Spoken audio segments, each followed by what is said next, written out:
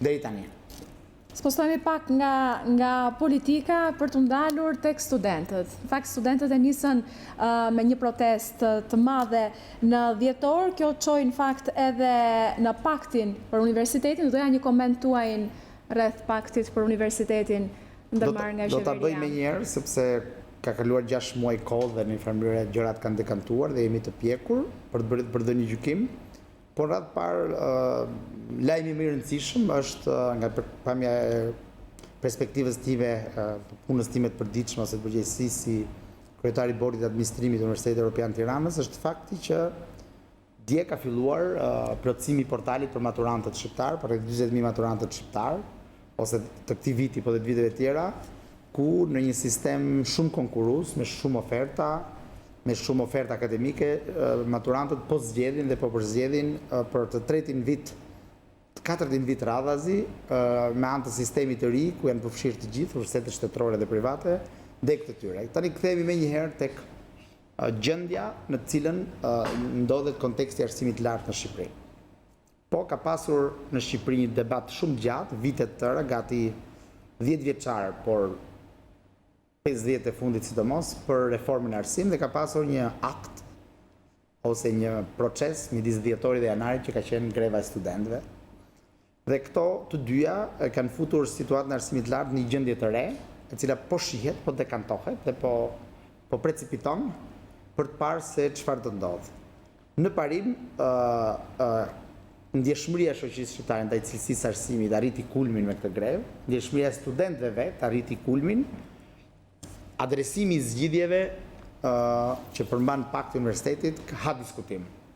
Këto zgjidhje kryesisht u bën nën presionin populist, nën interesat elektoraliste, si dhe nën një mentalitet të vjetruar, për mendimin tim, ose të prapambetur që nuk i përgjigjet politikave publike bashkëkohore që modernizojnë sistemin e arsimit të lartë dhe bëjnë atë konkurrues, të dobishëm për aktorët shoqëror, të dobishëm për studentët, të dobishëm për prindit, konkurrues në nivel rajonal dhe ndërkombëtar. Sot fillojnë aplikimet për arsimin e lartë për maturantët, është në fakt edhe viti i tretë që aplikohet unik për gjitha universitetet shtetërore, po ashtu edhe universitetet private. Çfarë mendoni për bilancin e kësaj procedure që doli pikërisht nga ligji i ri i arsimit të lartë? Shikoni, në ligjin e ri të arsimit të lartë parashikohet një procedurë unifikuar për të gjitha sistemet, për gjithë sistemin universitar, pavarësisht nga lloji i operatorëve të arsimit të lartë. Dhe kjo në vetvete është diçka pozitive, sepse kjo ka një formalizim shumë të madh, ka një saktësi të dokumentacionit, i lejon palëve të parashikojnë, të krijojnë tendencat, nga viti në vit të analizojnë. Sigurisht ky sistem i testuar 3 vitet e kaluara dhe për herë të parë dhe këtë vit, ose ndoshta është viti i tretë, tamam, është duke u kolauduar, është duke u testuar, ka problemet e tij dhe mbetet që çdo gjë që provohet të testohet. Ne kemi opsionet tona, edhe si institucion, besoj dhe si disa kolegë tjerë të sistemit privat, se si kjo duhet të funksionojë, por janë zgjidhje teknike për ta lehtësuar procesin, duke i ruajtur atij besueshmërinë, formalizmin, korrektësinë dokumentare, si dhe idenë e parashikueshmërisë ose të planifikimit strategjik. Arsimi i lartë dhe arsimi i një sektor që lëviz ngadalë, ndryshimi ka shumë inerci dhe gjërat duhet të zënë vend si praktika të mira dhe eliminimi i praktikave të këqija. Ne kemi nisur një dialog me autoritetet për këtë kontekst, për këtë sistem, ku kemi opsionet tona, pas testimit këto 3 vjet, dhe të cilat presim të diskutojmë në një kohë të përshtatshme pas përfundimit të këtij. Por diçka duhet të thënë, ne kemi sot, falë kësaj procedure, një sistem mjaft më të besueshëm, regjistrimesh, matrikulimesh, dokumentacionesh dhe vërtetësie të dokumentacionit në krahasim me më parë, para se ky sistem të fillonte ose të ishte në fuqi, ku në një farë mënyrë këto verifikimi bëheshin pas. Kurse sot, para se dikush të fitojë statusin e studentit, ai është praktikisht i skanuar në lidhje me mesataren, vërtet mbarimin e shkollës mesme, edhe elemente të tjerë. Kjo është pjesë e procesit të formalizimit të shoqërisë edhe pjesë e modernizimit të shoqërisë. Problemi është që ky modernizim mos bëhet mbytës dhe mos bëhet kufizues për drejtën bazë të studentëve që universitetet shtetërore apo private, me para publika ose para private, me bursa apo me kredi studentore, të mund të gjejnë vendin e tyre sipas dëshirës në ofertën universitare. UET vitin e kaluar pati një riorganizim, zgjerim dhe fakultete, programe të reja. Çfarë ka të re ajo që ju e quani në komunikimin tuaj dekada e dytë e UET? Faleminderit për këtë pyetje, po është vërtet, Universiteti Evropian i Tiranës sapo ka përmbyllur në një farë mënyrë një proces gati 18 mujor transformimi, që kur në semestrin e dytë vitit kaluar akademik u konceptuan, u bë një proces i gjatë i riorganizimit të universitetit, i riorganizimit të strukturës së tij, ofertës akademike, i pajisjes me profile për të gjitha programet e studimit, i aplikimit për programe, fakultetet e disiplina të reja dhe i diplomave të reja, i cikleve të reja të diplomimit. Ky proces erdhi rreth në fillimet e dekadës së dytë, pasi UET kishte shpallur në strategjinë e vet që ne do të zgjerohemi në degë të reja ose në elemente të tjerë vetëm pas dekadës së parë, pasi të marrim certifikimet ndërkombëtare. Dhe në vitin 2017 UET u akreditua nga agjencia britanike me pikët maksimale, me fullimet. Kjo na krijoi sigurinë që mund të shkonim më tutje. Cila është fryma e re? Fryma e re ose filozofia e re e universitetit është kalimi i tij, i cili nuk është një kalim i thjeshtë, është një kalim gradual me në një farë me kostot e veta dhe me vështirësitë e veta brenda kulturës nacionale, nga një universitet nish ose pull, si thua, ose kufizuar për disa degë, në një universitet shumë funksionësh, polivalent. Çfarë nuk kupton kjo? Kjo nuk kupton idenë që në UET në një farë mënyrë duke shfrytzuar njohuritë e mëparshme ose praktikat e mëparshme, të mund të zgjeroheshin në ato fusha në të cilat jo vetëm ka nevojë tregu, kërkon tregu, siç janë shkencat teknike, siç janë inxhinierit, arkitektura, siç janë sportet, artet aplikuara, siç janë shkencat teknike mjekësore, por dhe në një grup degësh sokratike të mbështetur në bursë si gjuha, letërsia, filozofia, teologjia ose studimet fetare, siç njihen zyrtarisht, dhe historia. Nga ana tjetër, kjo krijoi mundësinë që universiteti të bëhet jo vetëm interdisiplinar, por dhe multidisiplinar. Dhe ka ndryshime mes këtyre të dyjave. Praktikisht sot çdo student i gjen të gjitha degët në UET, të gjitha pasionet e tij dhe në një farë mënyrë merr dhe jep me disiplinat përkatëse. Po ashtu një detyrë e universitetit ishte akomodimi i studentëve me mesatare 9.6 dhe 9.6.5. Dhe për këtë ne kemi hapur që vitin e kaluar me sukses të papar të 5 diplomave profesionale në menaxhim, turizëm, kontabilitet, dizajn, i aplikuar dhe mod dhe turizëm, i cili akomodon studentët të cilët janë për diploma profesionale me një mesatare nën një mesatare të caktuar.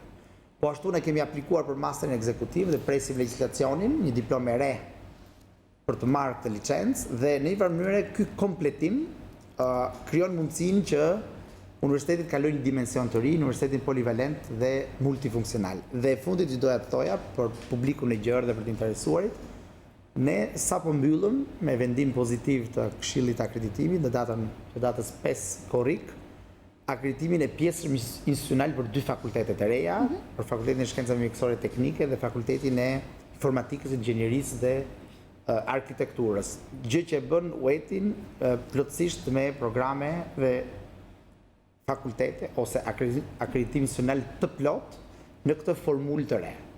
E fundit, në lidhje me këtë formulë, kjo formulë e re po jep rezultatin e saj fantastik, ka një rritje sasiore dhe cilësore sigurisht të interesit për degët e reja dhe profilet e reja, dhe mund të them që sistemi interesimeve apo ato që ne quajmë para kontrata është dukshëm disa fish më i madh se kur universiteti ishte më i kufizuar në ofertën e tij akademike. Megjithatë, vazhdon të ketë një numër shumë të madh studentësh që janë të prirur të shkojnë të studiojnë jashtë vendit. Ju si e shihni këtë fenomen? Studentë shqiptarë që kanë ikur jashtë janë kanë ndodhur jetë e mot. Dhe unë vetë jam një nga ata që ka studiuar jashtë, nuk e di, besoj dhe ju ose shumë prej familjarëve tanë, dhe kjo është pjesë e hapjes dhe pjesë jashtëzakonisht pozitive e procesit integrimit të shqiptarëve. dia, diplomat, know-how, përvoja, praktikat që ata kanë sjell nga universitetet nga më të mirat apo më pak të mirat perëndimore ose dhe në pjesë të tjera të botës, janë pjesë e kulturës tonë të tranzicionit, janë pjesë e multikulturalizmit, janë pjesë e provojës dhe janë kontribut në zhvillim. Çështja është sasia dhe proporcioni i këtyre ikeve jashtë studentore. Sot presidenti UET Selami Xheba kishte bërë një artikull mjaft interesant që hapur një debat tek gazeta Panorama, një lidhje me këtë fenomen dhe me rritjen shqetësuese të këtij fenomeni. Pra për te një pikë ky fenomen është shqetësues. Një, tregon që sistemi universitar 30 vjet me reforma pa reforma, me sistem privat ose shtetëror, nuk i përgjigjet kërkesës të prindërve dhe studentëve shqiptar për një cilësi më të mirë për t'i mbajtur në thonjza këtu për te një shifër normale, sepse thash 1% do iki gjithmonë. Së dyti, arsimimi është fatkeqësisht një format ikja nëpërmjet studimeve, është një nga format e fshehura të emigrimit në Shqipëri.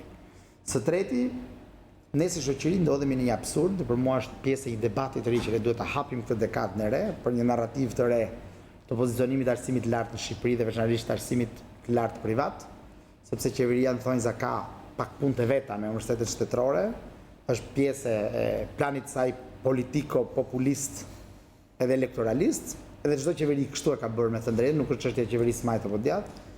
Debati është pak a shumë ky. A i përgjigjemi ne një kërkese të studentatit shqiptar për edukim cilësor? Fatkeqësisht jo akoma, edhe pse ka shenja, edhe pse ka provat besueshme në disa institucione të arsimit lartë, ku do fus edhe disa kolegë tanë që s'kam fare hezitim të përmend, si Universiteti Zonja Këshillit Mirë, si Universiteti Epoka, Universiteti Luarasi, Universiteti Polis, Universiteti New Yorkut, e të tjerë, Universiteti Marin Barleti, të cilët kanë dhënë prova shumë besueshme gjatë këtyre 15-17 vjetëve të përmirësimit dhe të ndrimit të logjikës në arsimin e lartë. Por, kjo ende nuk mjafton, dhe pse nuk mjafton? Sepse lënia në mes e reformës arsimit lartë, mosfutja e arsimit lartë në kushte kompeticioni ose konkurrueshmërie e bën ndryshimin shumë të ngadalt, madje e bën degradimin shumë të shpejt, shumë të avancuar, dhe fatkeqësisht njerëzit, duke parë që kjo gjë s'ndodh, kjo cilësi nuk përmirësohet, zgjedhin diçka tjetër. Për mua që kam ban alarmi, është një sinjal për treguesit e zhvillimit të Shqipërisë. Tregues shqetësues, i cili duhet na bëjë të mendohemi të gjithëve si aktor shoqëror, si sipërmarrës në arsim, si profesorat dhe gjithë elementet tjerë, për çfarë? Në mënyrë që sistemi arsimor të shkojë sa më shumë drejt kushteve të një tregu konkurrues, që të sjellë një produkt, një diplomë sa më cilësore në shërbim të studentit, prindërve, aktorëve shoqëror dhe të botës punës. Dhe Çili, faleminderit që ishit. Faleminderit dhe dua t'i inkurajoj maturantët, përftoj nga rasti, të zgjedhin, të shikojnë, të informohen, të zgjedhin ofertën më të mirë, mënyrën më të mirë, cilësinë më të mirë dhe pasionet e tyre, sepse kjo fazë e jetës tyre është e papërsëritshme në jetë, është energji që nuk kthehet më dhe të shkojnë sa më shumë në shkollë. Pse? Një shkollë, cila do qoftë cilësia e saj, është gjithsesi më mirë se sa një nivel arsimimi. Duhet ta mbyll me fjalët e një sociologu të famshëm gjerman, Zygmunt Bauman, i cili thotë, teoria e integrimit lartë dhe ullët.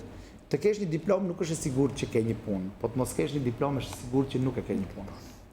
Aq më tepër të mirë. Shumë faleminderit. Faleminderit dhe ju të nderuar shikues që na ndoqët drejt për së drejti në këtë bisedë. Do të shkëputemi tani sërish për pak publicitet, rikthehemi vetëm pas pak me pjesën e fundit të edicionit informativ.